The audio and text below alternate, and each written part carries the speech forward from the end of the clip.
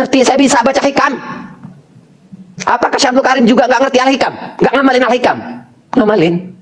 Tapi terlepas pentingnya hubungan mereka ahli thariqah zaman dulu dengan Allah, mereka tidak mengabaikan hubungannya dengan makhluk. Kalian atas nama ngaji, atas nama tasawuf, atas nama thariqah, kalau bikin acara haul, pentingnya kayak apa itu? Saya haul setiap tahun menjelang Ramadan, saya haul apa? Tapi giliran masalah negara, masalah negeri, masalah rakyat, acuh pada.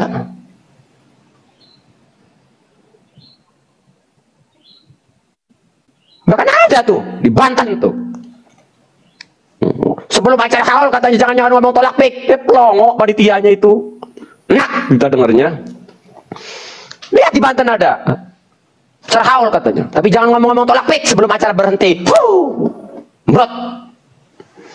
Silakan, saudara. Assalamualaikum. Waalaikumsalam. Kalau aneh mau tanya bang, Ya. aneh udah ikut masalah thariqah itu Ya. masuknya apa ya bang? Nggak tahu kan, kan sampean sendiri ngomong aneh udah masuk thariqah, itu masuknya apa? Ya masuk thariqah berarti. Sampai Kan sendiri dulu ngomong. pernah ngisi-ngisi juga, dulu pernah di Banten diisi itu pakai perak, itu bisa dihilangin gak bang?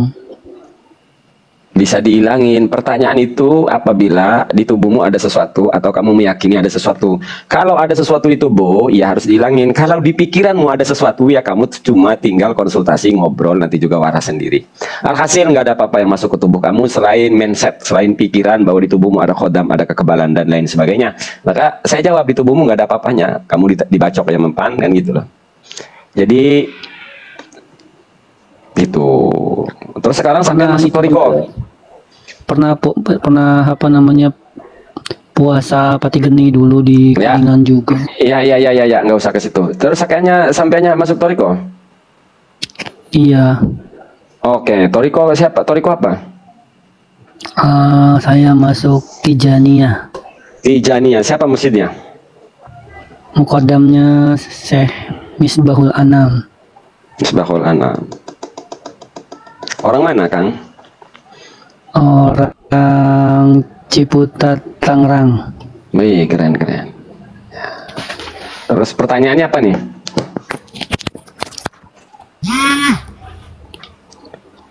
Awal sih pertanyaannya yang tadi sama buat cara ngilangin kodam yang ada di dalam tubuh itu. Astagfirullahaladzim. Kan tadi sudah dijawab itu mah. Nggak ada khodam yang masuk di tubuh sampean itu. Minum air perak sampeannya. Ya wis, jadi tai itu mah. Nggak ada khodam yang masuk tubuh sampean. Oh, oke. Syukran ya. Makasih. Sama-sama. Ini namanya pindah dari mulut harimau ke mulut buaya ini.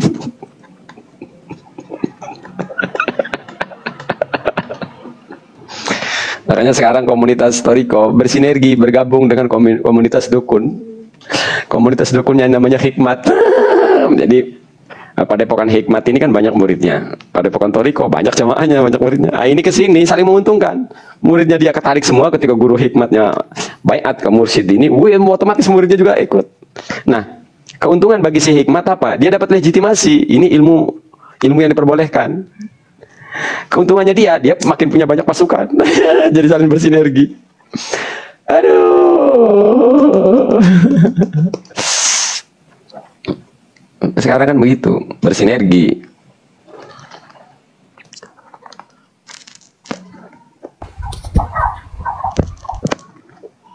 Biarin Kang Arif, Lor, biarin. Berkuar-kuar di mana? Tinggal naik doang di sini. Kita membuka forum bebas kok. Lor Arif, tenang. Mereka tidak dapat apa-apa. Cuma 100-200. Nilai mereka bukan jutaan apalagi miliaran. Cuma 100-200. Lihat nilai mereka, amplop 500 dikasih sarung, diinformasikan. Mereka nggak dianggap. Di atas juga mereka, orang atas juga kecewa sama mereka. Karena justru kinerja mereka membuat tambah gaduh. Tenang Nur Arif, nilai mereka sebagai manusia sebatas itu, 100-an, 200-an. mahalnya cuma sampai jutaan. Itulah nilai mereka. Nggak usah debat. Pusatnya mereka lagi kecewa sama mereka. Jadi mereka ini dipandang makin gaduh. Seperti ngerobek banner, stiker, itu dipandang. Dan mereka tidak bersentuhan langsung dengan Daguan. Jadi mereka itu di kampung dimusuhin, dicap sebagai pengkhianat. Di atas juga nggak dianggap. Mereka nggak dapat apa-apa. Selain 100-200 itu. Gitu.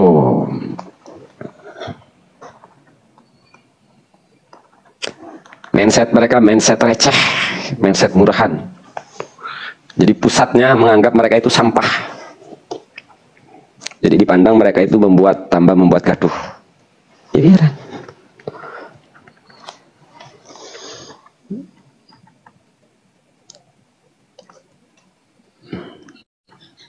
Siapa yang tadi minta Sherlock?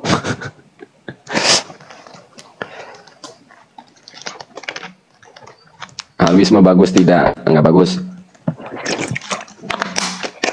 Gara-gara percaya tidak sih, Halwisme ini dulu dijadikan alat penjajah untuk mengontrol. Pola zaman penjajahan zaman dulu itu sama dengan yang sekarang. Pola, saya ngomong pola nih ya. Jadi dulu penjajah itu nyuap oknum santri, oknum tokoh agama agar rakyat tidak bergerak. Dikasih fasilitas oknum agama itu, oknum ahli agama itu, agar dia mereda rakyat. Itu sampai sekarang terjadi. Bedanya dulu yang menekan itu adalah VOC, sekarang oligarki.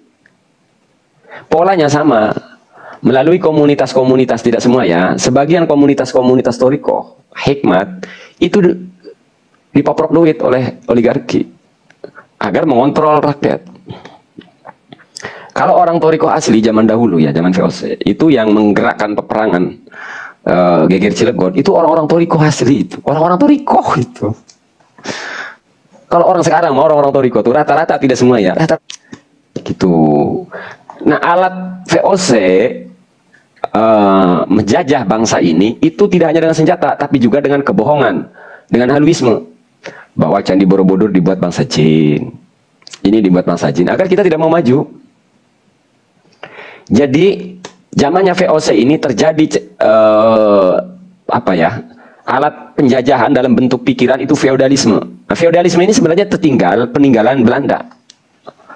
Jadi mengkastakan satu orang agar dimana nanti orang ini akan mengontrol setiap kampung. Saya ulangi sekali lagi ya. VOC menjajah sampai ratusan tahun itu karena VOC menciptakan, membuat satu tokoh yang disakralkan sehingga rakyat manut sama tokoh itu. Nah, sekarang oligarki mengontrol rakyat itu melalui tidak hanya oknum pejabat, tapi melalui oknum tokoh agama, tokoh ormas, melalui oknum ormas, oknum tokoh ormas. Maka jangan heran kalau ada ormas yang selalu ngebela-bela presiden, ngebela-bela oligarki. Jangan heran. Jangan heran, itu sistem atau teknik VOC dulu mengendalikan dan menjajah bangsa ini. Jadi kalau sampai sekarang setelah hampir 100 tahun ya, hampir 80 tahun Indonesia merdeka, maaf Banten merdeka. Setelah 80 tahun Banten merdeka, kalau sampai belum menyadari itu, berarti benar-benar kita ini tertinggal mindsetnya. Gitu loh.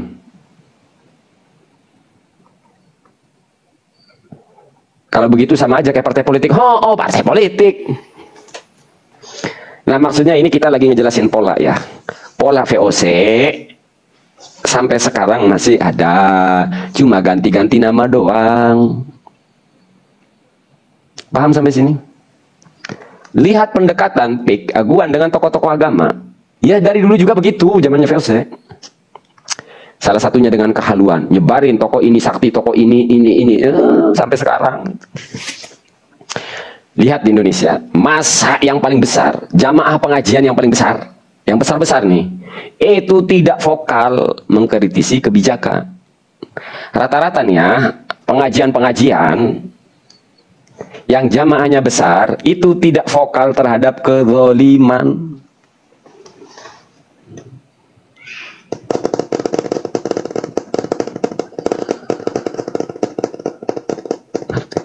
Maka jangan heran kalau ada jabatan Kalau ada status sosial, jabatan sosial, status sosial yang tinggi itu jadi rebutan. Yang rebutan. Jadi paham ya? Dari dulu gitu.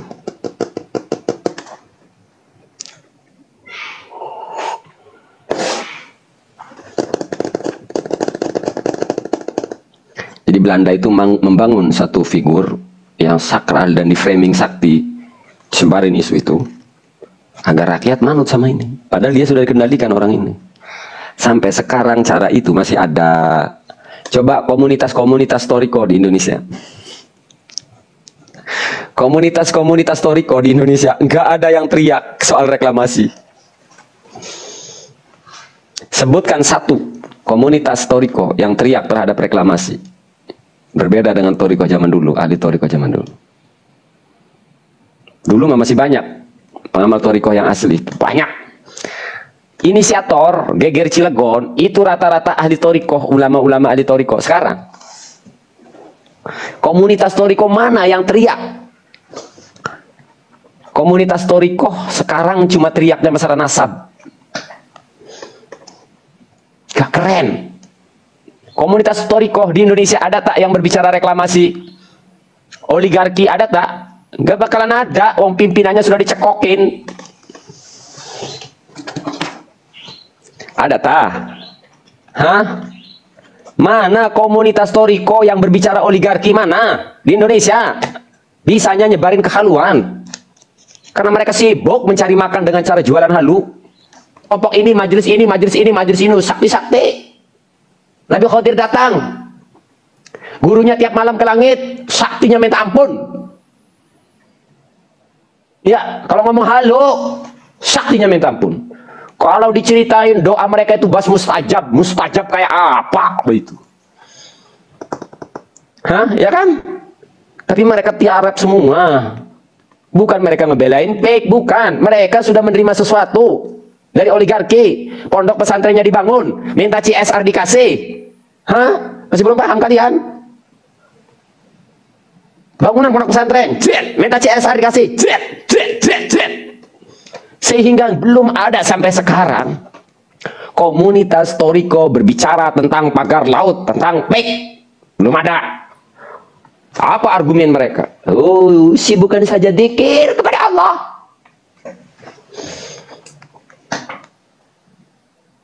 Gambar aja merah putih. Tapi kalau tokohnya, gurunya dikritik, mereka jadi preman, kayak preman. Tapi kalau tanah airnya sedang diobok-obok oleh si Aguan Plongo, diem.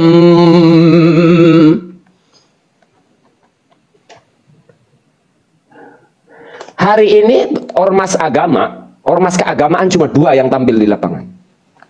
Matla'ul Anwar dan Muhammadiyah. Yang lain,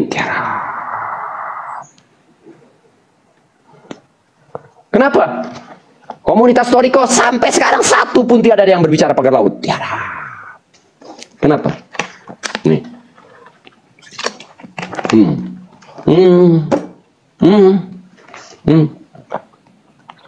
Nah, saat mulutnya penuh dengan air, orang nggak bisa ngomong. Ini sudah grand design, dari puluhan tahun sudah disediakan. Oligarki itu mendidik anak semenjak lulus SD, dibiayain sekolahnya. Dia mau ke pesantren, dibiayain di pesantrennya. Begitu masuk pesantren, dia pengen apa? Difasilitasi. Maka jangan heran kalau sekarang ada oknum kiai jadi jongos aguan. Pondok pesantrennya dibantu oleh aguan.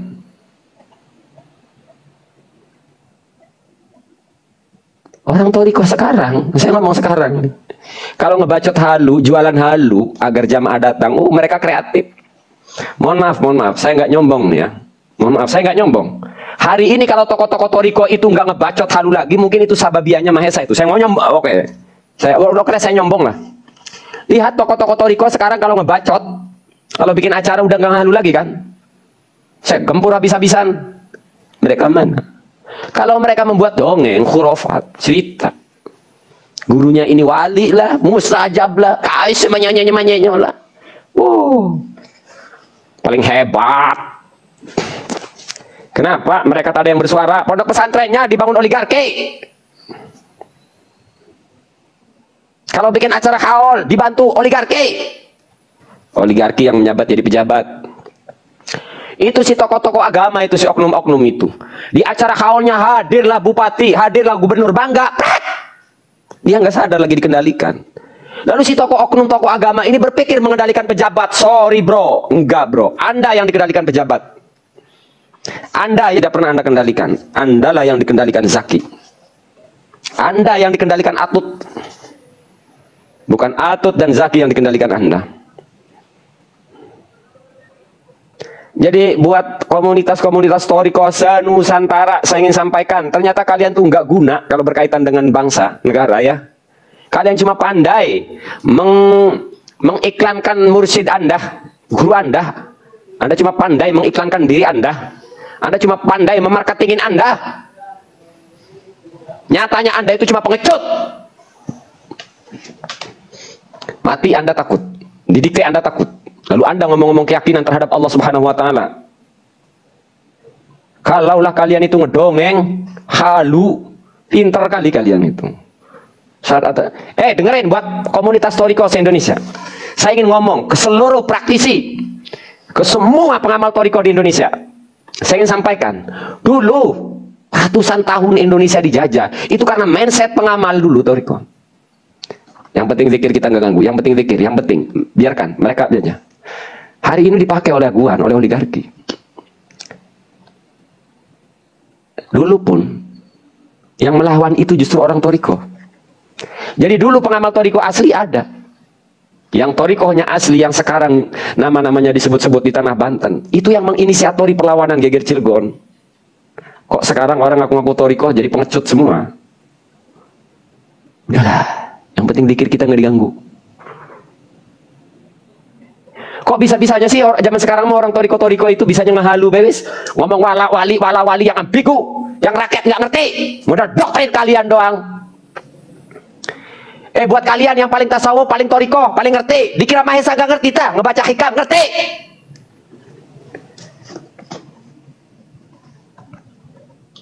Ngerti, saya bisa baca hikam. Apakah Syamsul Karim juga nggak ngerti al-hikam? Nggak ngamalin al-hikam? Ngamalin. Tapi terlepas pentingnya hubungan mereka, ahli Toriko zaman dulu dengan Allah, mereka tidak mengabaikan hubungannya dengan makhluk. Kalian atas nama ngaji, atas nama tasawuf, atas nama Toriko, kalau bikin acara haul, pentingnya kayak apa itu? Saya haul. Setiap tahun menjelang Ramadan saya haul apa? Tapi giliran masalah negara, masalah negeri, masalah rakyat, acuh pada.